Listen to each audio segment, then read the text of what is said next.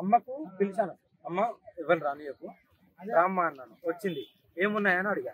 పూరి, ఇడ్లీ, దోశ అన్నది. సరే అమ్మ దోశ అని చెప్పాను. ఆ లోపు దిగు, నాకు ఫోటో కావాలి. ఎవరు తెలియదు, నేనే అనామకుడు కాదు, వీళ్ళకి తెలుసు. అంటే ఈ తండ వాళ్ళే. ఫోటో ఇవ్వకపోతే అవసరమా? నేను నా హీరోనా? నాతో ఎందుకు నా ఫోటో? మనతో ఎందుకు చెప్పు ఫోటోలు?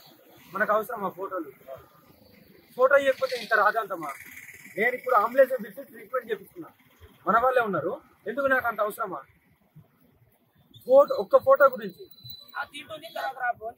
దోశ కూడా పక్కన పెట్టి వస్తున్నానా వెళ్ళండి అని ఫస్ట్ చేతులు జోడించా. వినకపోతే ఏం చెప్తాను?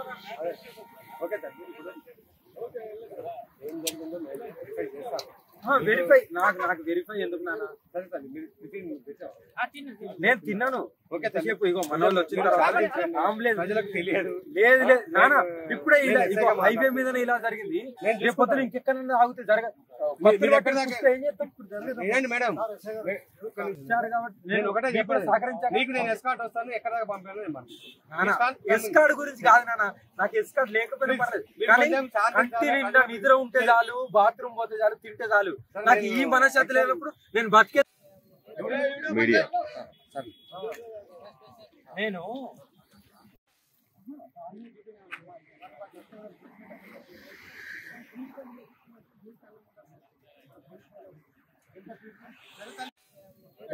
మీడియా నేను